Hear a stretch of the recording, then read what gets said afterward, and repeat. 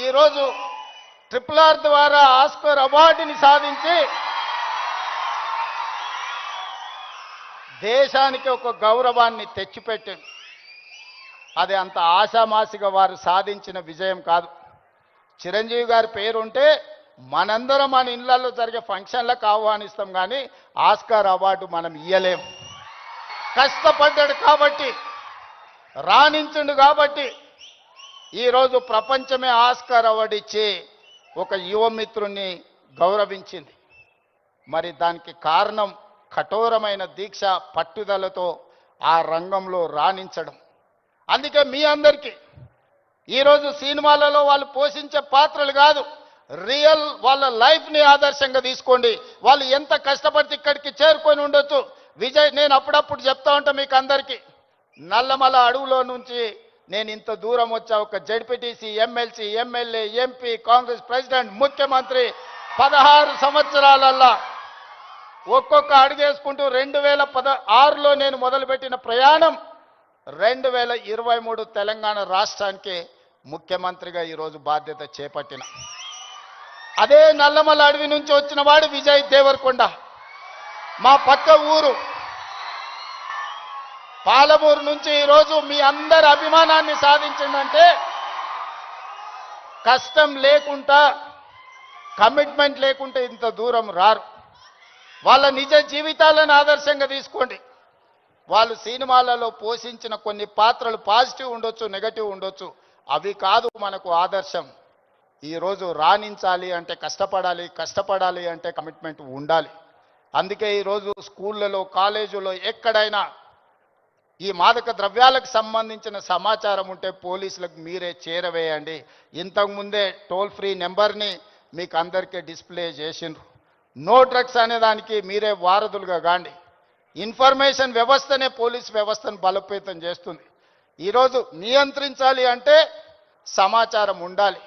సమాచారం ఉండాలి అంటే ఆ సమాచారం కాలేజీలలో చదువుకుంటున్న విద్యార్థులు, పాఠశాలల్లో చదువుకుంటున్న విద్యార్థులు టోల్ ఫ్రీ నెంబర్కు మీరు సమాచారం అందించండి.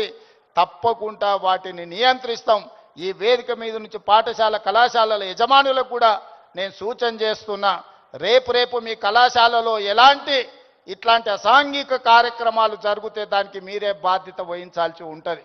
ఎందుకంటే తల్లిదండ్రులు మీ మీద నమ్మకంతో, విశ్వాసంతో లక్షలాది రూపాయలు ఫీజులు చెల్లించి పిల్లల్ని మీ పాఠశాలలు, మీ కళాశాలలకు పంపిస్తే మీరు చదువు చెప్పడంతోనే మీ బాధ్యత అయిపోయింది అనుకుంటే కుదరదు. వాళ్ళు ఏ విధంగా వ్యవహరిస్తున్నారో, వాళ్ళు ఎలాంటి వ్యసనాలకు లోనవుతున్నారో పర్యవేక్షించాల్సిన బాధ్యత యాజమాన్యాల మీద ఉన్నది. రాబోయే రోజుల్లో మా డీజీపీ, నా యాంటీ నార్కటిక్స్ అధికారులకు నేను ఆదేశాలు ఇస్తున్నా. ఏ కళాశాల, ఏ స్కూలు ప్రాంగణంలో ఎక్కడైనా గంజాయి, డ్రగ్స్ ఆనవాళ్ళు దొరికితే యాజమాన్యాలను కూడా కేసుల్లో పెట్టండి. వాళ్ళ బాధ్యత. మనము నమ్మి మన పిల్లల్ని వాళ్ళ స్కూళ్ళకు, వాళ్ళ కాలేజీలకు పంపిస్తే లక్షలాది రూపాయల ఫీజులు కడితే వాళ్ళను పర్యవేక్షించకుండా, బాధ్యత తీసుకోకుండా ఫీజులు తీసుకుంటాం కానీ బాధ్యత తీసుకోము అంటే కుదరదు. ఖచ్చితంగా ఆ స్కూలు, కాలేజీ యాజమాన్యాలు కూడా బాధ్యత తీసుకోవాలి. మీరు ఎట్లయితే సైన్స్, మ్యాథమెటిక్స్, ఇంగ్లీష్ చెప్పడానికి టీచర్లను పెట్టుకుంటున్నారో, మీరు ఎట్లయితే స్పోర్ట్స్ కోసం మీరు టీచర్స్ని రిక్రూట్ చేస్తున్నారో, పిల్లల బిహేవియరల్ చేంజెస్ను కూడా గమనించడానికి చైల్డ్ సైకాలజీ అవగాహన ఉన్న వాళ్ళని కూడా ప్రొఫెషనల్స్ని మీ కాలేజీల్లో, స్కూళ్ళల్లో పెట్టుకోండి. పిల్లల ప్రవర్తనలో మార్పు గమనించాలి.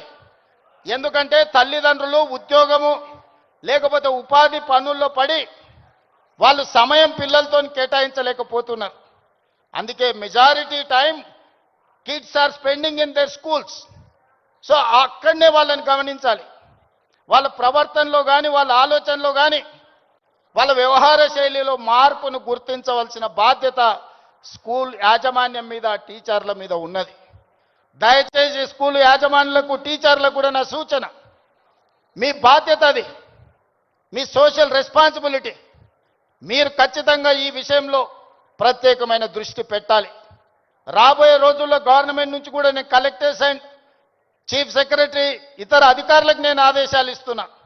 ఈ పాఠశాల, కళాశాలల యాజమాన్యులతోటి మీరు ఒక ప్రత్యేకమైన సమావేశం పెట్టండి, ఒక ఓరియంటేషన్ ఇవ్వండి, వాళ్ళకు ఒక అవగాహన కల్పించండి. యాజమాన్యులకు కూడా వాళ్ళ బాధ్యతలను గుర్తు చేయండి. ఇది మీ బాధ్యత. మీ బడికి తల్లిదండ్రులను నమ్మి పిల్లల్ని పంపిస్తే పాఠశాలలే ఇవాళ రేపు గంజాయి చాక్లెట్లకు వేదికలు అవుతున్నాయి. విద్యార్థులకు నేను సూచన చేస్తున్నా, మీ స్కూల్ మీ కాలేజీల ముందర ఏవైతే కిరాణా కొట్లు ఉన్నాయో కిరాణం కొట్టుల్లో చాక్లెట్లే కాదు గంజాయి చాక్లెట్లు అమ్మే సంస్కృతి స్లోగా తెలంగాణ రాష్ట్రంలో కనిపిస్తుంది. మీరు గమనించండి. అట్లాంటి వాతావరణం ఉంటే పోలీసులకు సమాచారాన్ని అందించండి.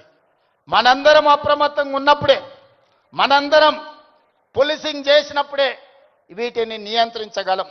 మనందరం మాకేం సంబంధం లేదు, తెలంగాణ రాష్ట్ర ముఖ్యమంత్రి గారి బాధ్యత లేకపోతే పోలీస్ డిపార్ట్మెంట్ బాధ్యత అని వదిలేస్తే ఈ సమాజానికి తీరని నష్టం జరుగుతుంది.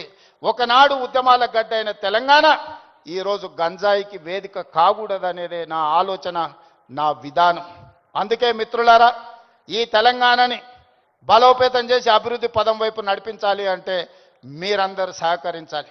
మీరు మేము మనం కలిస్తేనే ఒక ఆరోగ్యవంతమైన తెలంగాణ, ఒక అభివృద్ధి చెందిన తెలంగాణ, ఒక ప్రపంచానికి ఆదర్శంగా నిలబడే తెలంగాణను తీర్చిదిద్దుకుందాం.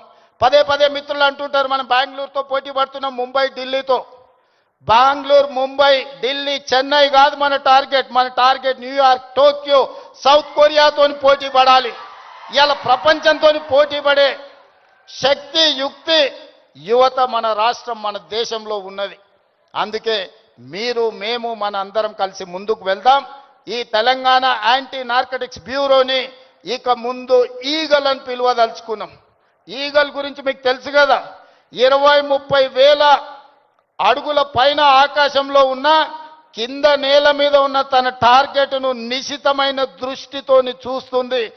Eagle success ratio 100%. Target reach అవ్వడం అంటే ఈగల్ను చూసే నేర్చుకోవాలి. ఈరోజు అందుకే ఎలీట్ మనం ఈరోజు తెలంగాణ